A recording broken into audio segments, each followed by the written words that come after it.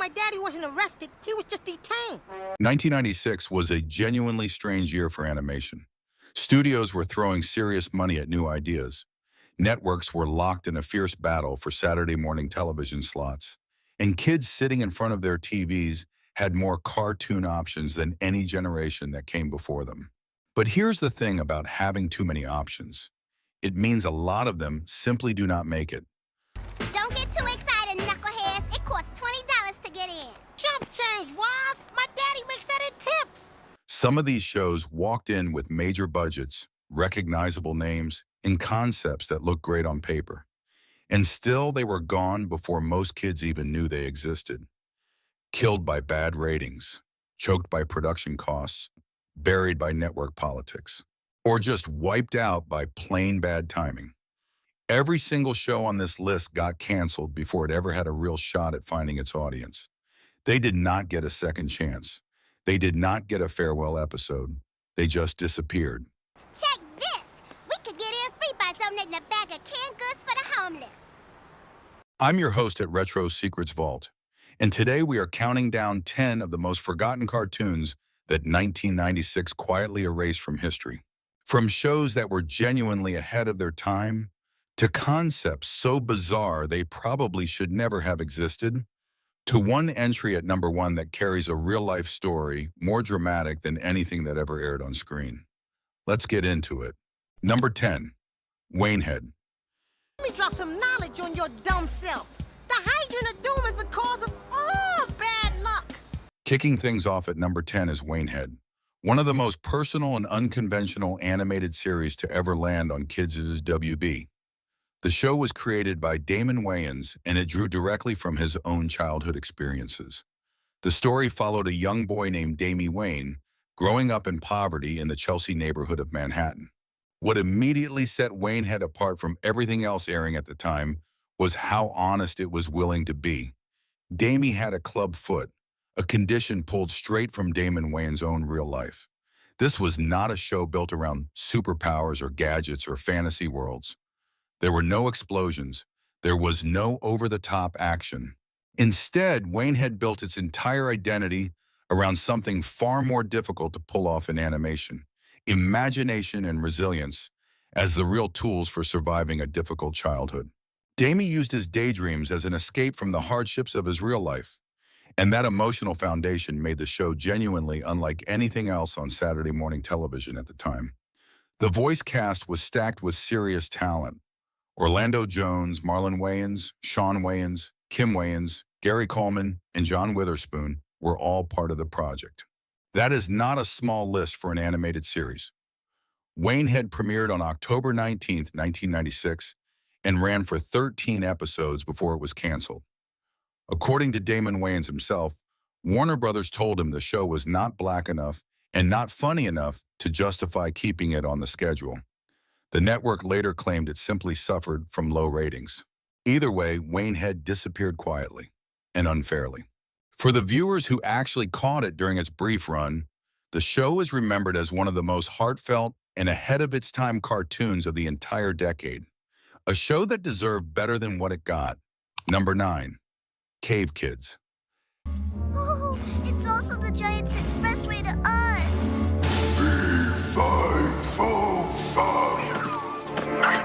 At number 9, we have Cave Kids, Hanna-Barbera's attempt to take the beloved Flintstones universe and completely rebuild it into something educational and preschool friendly. The result was, to put it charitably, forgettable. The series followed Pebbles Flintstone and Bam Bam Rubble as prehistoric toddlers, with Dano the dinosaur stepping into the unexpected role of their babysitter and caretaker. Around adults, Pebbles and Bam Bam communicated in pure baby talk and gibberish, but when they spoke to each other directly, they were perfectly clear. It was a format that was obviously chasing the massive success of Rugrats, which was completely dominating kids' television at the time and had become the gold standard for preschool-aimed animation. Every episode was built around a simple educational lesson targeting very young viewers, and each one wrapped up with a music video assembled by recycling and re-editing footage from that same episode.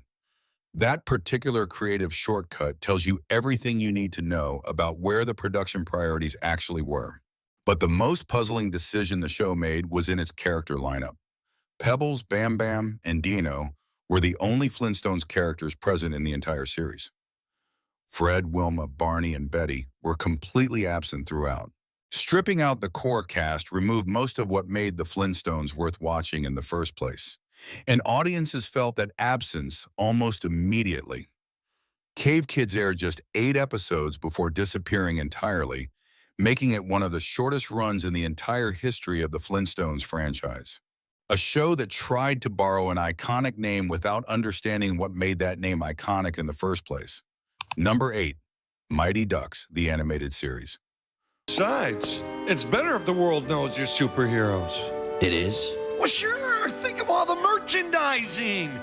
Moving into part 2, and at number 8 we have Mighty Ducks, the animated series. A show with one of the most genuinely misleading titles in the entire history of Saturday morning cartoons. Kids who tuned in expecting an animated version of the massively popular Disney movie trilogy got something completely and wildly different. Outside of the shared name and a heavy hockey theme, this show had almost nothing to do with the films. And once you got past that initial shock and confusion, it actually turned out to be surprisingly entertaining on its own terms. The series followed a group of humanoid ducks from another planet, a civilization that was entirely and completely obsessed with hockey.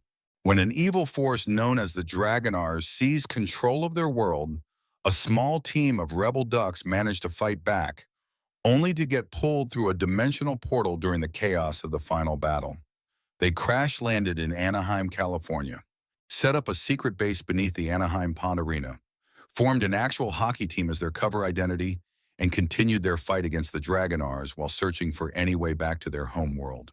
Each member of the team had a distinct personality, a unique set of skills, and their own weapons, which created a surprisingly solid ensemble dynamic that kept the show engaging week to week. The series blended science fiction action with slapstick comedy and leaned fully into the 90s aesthetic at every possible turn. The voice cast included Ian Ziering, Jim Belushi, Tim Curry, Dennis Franz, Brad Garrett, Jennifer Hale, and Frank Welker. That is a remarkable amount of talent assembled for a show built entirely around alien ducks with hockey sticks. Mighty Ducks, the animated series, premiered on September 6, 1996 as part of the Disney Afternoon block on ABC and ran for 26 episodes before coming to an end. Short-lived, but the fans who remember it hold it with genuine fondness. A bizarre, charming, and completely unexpected twist on a Disney property that absolutely nobody saw coming. Number 7, Mortal Kombat, Defenders of the Realm. Hey, I've got work to do. Combat alert! There's a new rip in Earth's dimensional fabric. At number 7, we have Mortal Kombat, Defenders of the Realm. And if you know anything at all about what Mortal Kombat actually is, you already understand the fundamental problem this show was always going to face before a single frame was even animated. Based on one of the most violent and controversial fighting game franchises ever created, Defenders of the Realm was a Saturday morning cartoon version of a series that had been built from the ground up on spine rips, brutal fatalities, and over-the-top graphic violence. The show functioned as a strange hybrid, part alternate continuation of the '95 live-action Mortal Kombat film, and part adaptation drawn from Ultimate Mortal Kombat 3. The story followed a team of warriors assembled by the thunder god Raiden to defend Earthrealm from waves of invaders pouring through interdimensional portals. Operating from a hidden base, Raiden and Nightwolf coordinated the team while the fighters scrambled into battle, sometimes aboard dragon-shaped jets, because apparently defending the Earthrealm from supernatural threats also requires seriously cool vehicles. The violence was toned down dramatically. The fatalities were gone entirely. The overall tone was scrubbed completely clean for a younger audience. Fans of the games noticed immediately, and they were not impressed. Without the blood, without the edge, and without the raw excess that had always defined what Mortal Kombat was as a franchise, Defenders of the Realm felt like a hollow version of the series just wearing its name. The show premiered on September 21, 1996 on the USA Network as part of its Action Extreme Team programming block and lasted exactly 13 episodes. But the show did leave one genuine mark on the broader franchise. It marked the debut appearance of Quan Chi, a character who would go on to become one of the most important and memorable villains in the entire Mortal Kombat game series. That footnote alone earns the show a small but permanent place in Mortal Kombat history. Number 6. Project GKR. Most frightfully sorry. That shit rude of us, but one must do one's job. At number 6, we have Project GKR, easily one of the strangest animated concepts to come out of 1996. And given everything else already on this list, that statement is genuinely saying something.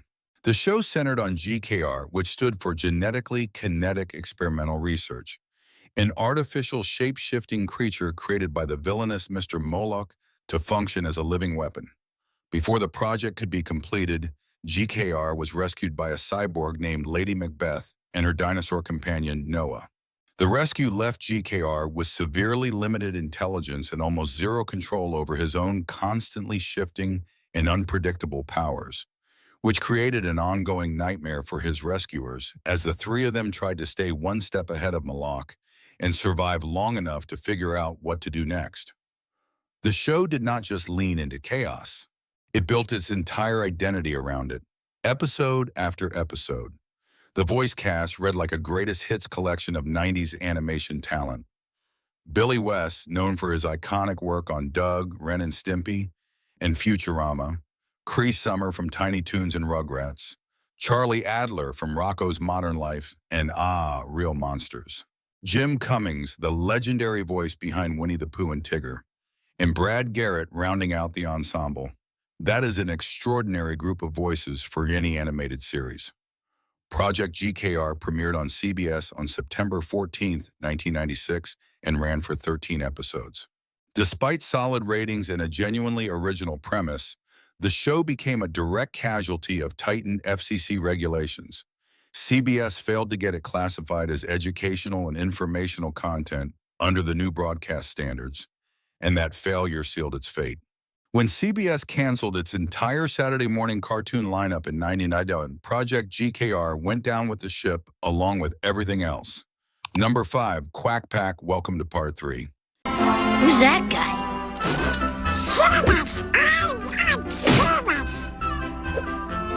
And at number 5, we have Quack Pack, Disney's bold and arguably misguided attempt to drag Donald Duck straight into the heart of the 1990s and give him a full attitude makeover. In this version, Donald worked as a cameraman alongside his girlfriend Daisy, who had been completely reimagined as an on-camera reporter for a television news program called What in the World. The two of them traveled the globe together, chasing stories every episode, which at least gave the show a built-in reason to visit exotic locations on a regular basis. But the bigger and far more controversial change was what happened to Huey, Dewey, and Louie. The nephews were aged up into full teenagers, each given their own distinct personality for the very first time in the franchise's history, rather than functioning as one interchangeable unit the way they always had before. The show also made a deliberate tonal shift away from the almost entirely anthropomorphic animal world that DuckTales had established, pulling back toward the classic Donald Duck short format where Donald regularly interacted with human characters. That decision gave Quack Pack a more grounded, sitcom-flavored feel that was very much of its mid-90s moment, complete with attitude, slang, and a specific visual aesthetic that has since become a perfect time capsule of the era. Quack Pack debuted on September 3, 1996, as part of the Disney Afternoon block and ran for one season.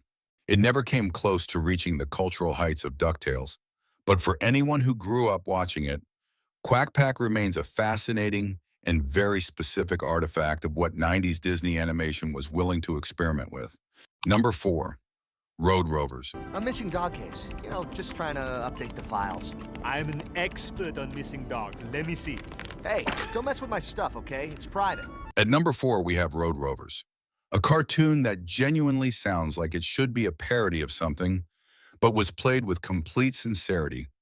From the very first episode to the very last, the series followed a team of 5 crime-fighting dogs who had been transformed into what the show called Kano Sapiens, highly intelligent, essentially human-like animals created through advanced science.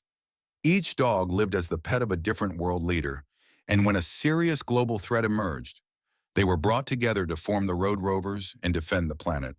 The team's primary enemy was a former cat who had been accidentally transformed into a fellow sapient through a badly botched experiment. Unlike the Rovers, he appeared almost entirely human, with only faint cat-like ears hinting at his true origin, typically hidden beneath a helmet for maximum dramatic effect. His goal, naturally, was to destroy the professor responsible for his transformation and then conquer the world, because that is simply what cartoon villains are supposed to do. Road Rovers premiered on Kids WB on September 7, 1996, and ran for 13 episodes before quietly vanishing from the schedule without much fanfare. The premise was genuinely bizarre, even by the already loose standards of 90s cartoon logic, but the show committed completely to its own internal rules and never once winked at the audience. Despite its short run, Road Rovers has developed a small but genuinely loyal cult following over the years, mostly made up of people who remember watching it and spent years afterward trying to convince everyone around them that it was actually a real show. Number 3, Bruno the Kid. Oh, well, go ahead. Surprise me, cutie. Coming in at number 3 is Bruno the Kid, a show that answered a question nobody had actually thought to ask, but turned out to be surprisingly entertaining once someone finally decided to try it. The question was straightforward. What if the world's greatest secret agent was an 11-year-old? Co-created and actively developed by Bruce Willis himself, the series followed Bruno, a kid who somehow secures a position as the top operative for a global espionage organization that has absolutely no idea how young he actually is. Every single episode revolved around Bruno managing a double life, saving the world during the day, finishing his homework at night, and desperately keeping his entire spy career completely hidden from his parents, teachers, and classmates. It was essentially James Bond crossed with an after-school special, and somehow it mostly worked. The voice cast was genuinely extraordinary for what the show was. Bruce Willis voiced Bruno himself, supported by Tim Curry, Ed McMahon, Frank Welker, and Bronson Pinchot. That is a lineup that belongs at a serious film festival, not a Saturday morning cartoon block. Bruno the Kid premiered in syndication on September 23, 1996 as part of the BKN Kids Network programming block and ran for a single season of 36 episodes, one of the longer runs on this entire list. Despite strong audience reception and real critical praise for its originality and sharp writing, the show did not return for a second season. The primary reason was its unusually high production costs, which the ratings simply could not justify continuing. The only merchandise the show ever produced was a small selection of kids' meal toys from Wendy's. Even the world's greatest boy spy could not escape a budget cut. Number 2, Richie Rich into our final part now. Gloria, it's your birthday! Richie, I want your friendship, not your gifts. And at number 2, we have Richie Rich, the 1996 animated series based on the classic Harvey Comics character who had already appeared in earlier cartoons, comics, and a live-action film by the time this version arrived. This series made a clear creative decision from the beginning. It went back to basics. Rather than aging Richie up the way earlier adaptations had done, the 1996 version portrayed him exactly as his original comic book self, a young kid in his signature tuxedo and shorts, surrounded by his familiar and well-established crew. That meant his girlfriend Gloria, his robotic maid and bodyguard Irona, his loyal dog Dollar, and the endlessly creative inventions of Professor Keenbean. Whenever trouble came knocking, Richie's answer was never physical confrontation. It was money, gadgets, or ideally both at exactly the same time.